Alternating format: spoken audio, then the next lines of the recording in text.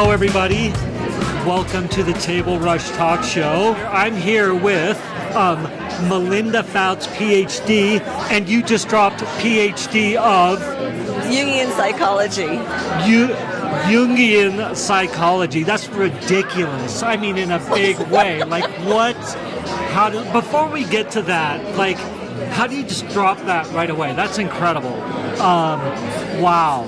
Well, it's not cognitive behavioral therapy. Yeah. It's studying the theories and concepts of Carl Jung. Yeah. And he was a contemporary of Freud's, for those of you who don't know who Carl Jung is. Okay. And he split from Freud because Freud said every dream had a sexual component, and Carl Jung said, no, it doesn't. Yeah. And Carl Jung started really looking at the undiscovered self. Okay. And the unconscious, and how like dreams give us images. Yeah. So it's code to learn more about yourself. Wow. Yeah. Was this, well, hold on. Before we get to that, we are at the Spring Mind, Body, Soul magazine release party. We're here in the Aspen area, and what's this valley called again? It's the Roaring Fork Valley. The Roaring Fork Valley, which is incredibly beautiful. You're a 20-year resident of the area.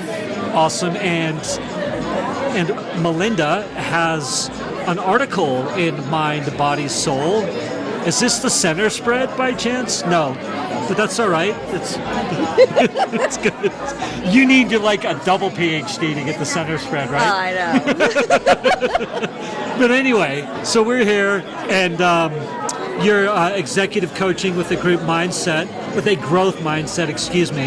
which we're going to talk about. But first, Jungian psychology, PhD. Is this like out of high school? What's your track for that? Was it inspired right away, or was this accidental along the way? Oh, I did not like what I was doing. So after I would take my daughter to daycare, Okay.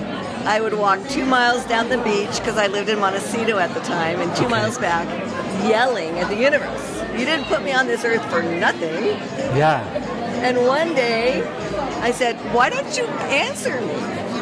Okay. And the universe says, because you never shut up and stop talking. That's what you got.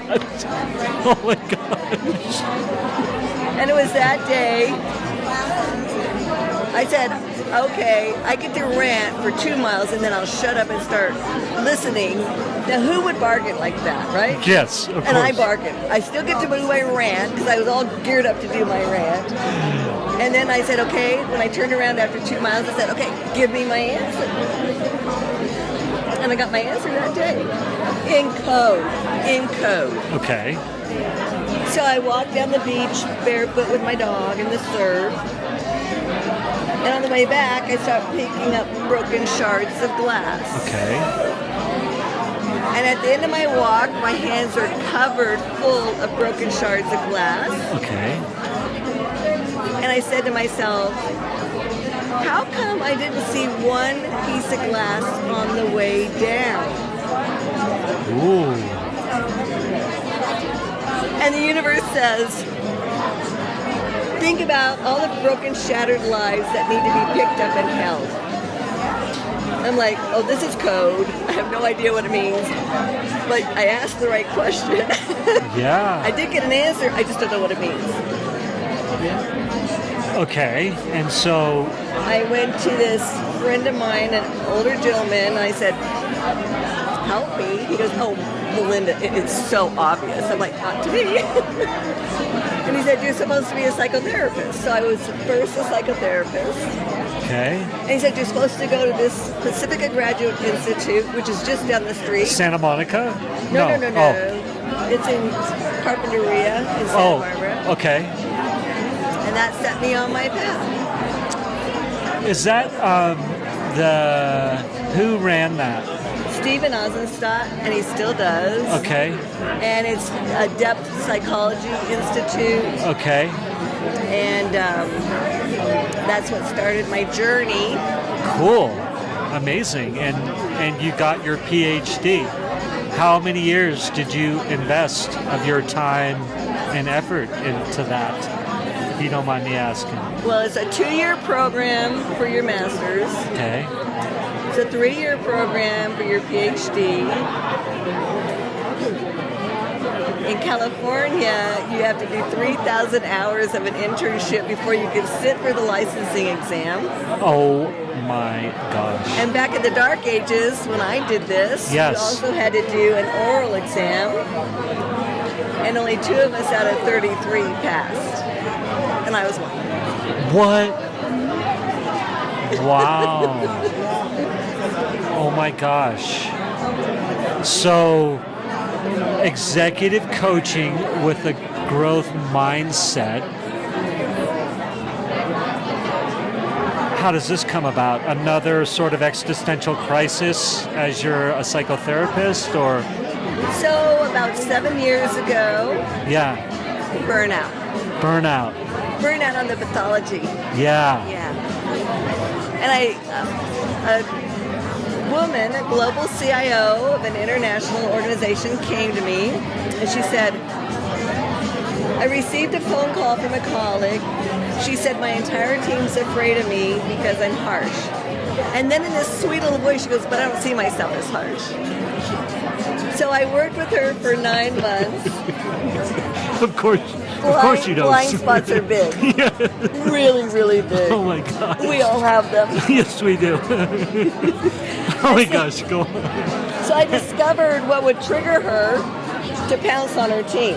Oh, So I worked with her. In 9 months, we finally conquered this blind spot. okay. We conquered this Cruella de Vil that would just leap out of her at times. Yeah. And at the end of our time together, she goes, you should be an executive coach. I have worked with multiple executive coaches, and none of them have helped me like you have. I thought, that's exactly what I need. It's the same skills and tools I've crafted over 20 years, Yeah. and I get to be tough. So my tagline is, coaching with an iron fist and a velvet glove. Oh, I like it. Real quick, where can people find you? So if they're captivated by your stories, such as I am, and they're like, I need to know more, where can they find you? LinkedIn, LinkedIn. Okay. my website, Okay. What's your website? successstartswithyou.net. Successstartswithyou.net. I Awesome. give a complimentary coaching session. And you give a complimentary coaching session. Because I want to make sure we're a good fit. I love it. So it's almost like you're interviewing the person, making sure that, yeah, open-minded or willing, or like what are you looking for? Like what's a good fit? And I'm just going to adjust this while you're thinking of it.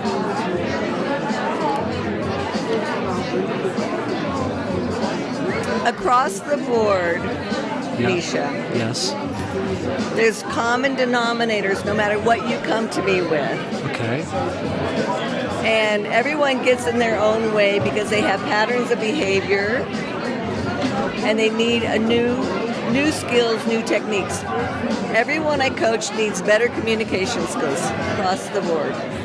Fact of life. Fact of life. You have a blind spot. You need better communication skills. I'm sorry. Conflict resolution. Conflict resolution.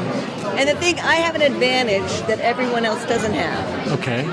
So the people that come to me are so focused on their business Yeah. and their work, and I have this overview effect. So I have a different perspective, and I hear all the time, why didn't I think of that? Why couldn't I think of that? All the time. And so I always push my clients to come up with a different answer. And I go, oh, that was a B minus. That was an A minus. Yes. And one client said, what does it take to get an A plus out of you? Yes. And I said, if you can give me a never before thought of answer, that's what I can do for them. It's fun. I love it. I love it. When you're at the top of your game, you are in the zone, in the flow, fully connected in mind, body, and soul. That's a quote that we've got right there. Tell me if someone's trying to be more soulful or more connected or more, I don't know if spiritual is the right word, but more aware. Like, what are some, for any executive out there who's watching this, like, what are 3 tips you'd give? Like, hey, if you're trying to be more mindful, am I asking that question right? Or, Yes. Yeah. Like, So, first of all, everyone that works with me has to have some kind of mindfulness practice. yeah. And that can be a 60-second, 5-minute long, slow, deep breaths. That is actually a mindfulness practice. Okay. Take 60 seconds to do 5 of those. You do them deep. Okay. Okay? So, people get reactionary, Yes.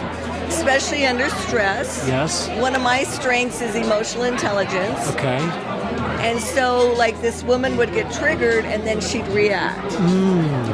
So bringing awareness to the trigger, because we all get triggered, Yeah. you have to allow yourself to feel the feeling. So it's like a match. You Yeah. get triggered and it's like you're hot. Yeah. You're holding the match. But her reaction to her team actually burns her, right? Yeah. So I said, okay, allow yourself to feel the feeling, but blow out the match before you react. So now you're focused on your feeling. Yeah. You're giving yourself some space. Yep. And then that gives you time to choose a different response. So one of my tools is become curious. Ask questions. Because then you get out of the amygdala, hijack the emotional part of the brain, Okay. and you stay in the prefrontal cortex, your reasoning, thinking, function part of the brain. So when you ask questions and step into it, well, help me understand something. How come you keep making this same mistake? Are you aware that you're making this same mistake? Because they may not be. So that's a tool, the curiosity tool, Yeah. to help you be less reactionary. Love it. Good. Awesome. And then third, number 3.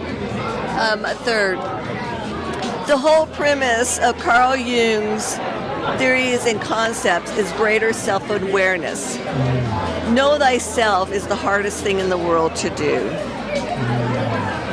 That's why everyone needs a coach. Yes. Because I see things you can't see about you. Yes. And so being connected with yourself, being connected that you're triggered, Yes. is hard for people. They don't, Yes. they just react, and we slow things Yes. way down Yes. so that they can pause. So I say silence is your friend, Yes. and asking questions keeps you in the power seat. And it's a whole technique around staying connected to mind, body, and soul, where you're aligned, centered, and grounded, in which you can then be more present to the other. That's good. That's good stuff. I think those are Thanks. good things. Yeah. So breathe deep, slow down, take those 5 big breaths for that minute. Ask questions, right? Asking questions will keep you out of the emotional part of the brain. I love it. And then number 3 is be aware that you're triggered. Like, know thyself. Like be open to the fact. It's the way I hear it is like, hey, like, open yourself up to the idea that, yeah, maybe you're triggered and maybe you need to chill. Yes, Yes. that's a good reframe. Okay. Thank you. You're also an amazing skier. This is I can tell. Before we started this interview, we started talking about skiing. She graciously let me eat to get caught up because I've been interviewing like mad. But you've been skiing all over the place, and you're still an avid skier. Oh yeah, most guys can't keep up with me. Yeah, that's amazing. And where's your favorite spot to ski? I enjoy Ajax and Highlands. Cool. Yeah. Yeah. Hey, this has been a ton of fun. Thank you. And Stacy's Do you want just one more glass of wine? A wine or margarita or beer? Sure, I'll have a glass of rosé. Rosé. Thank you. And then none for me. And then I was just going to ask her. We are just about done, so I wanted to know from Melinda: is there anything that you would feel remiss if you didn't get to say it before we end our interview here? My book. Oh yes. Oh, yes. Tell- I'll let you guys talk about the book. Okay. And then we're going to go Candace. Yes. Cognitive Enlightenment. Or Gabrielle's here from her. Okay. Cool.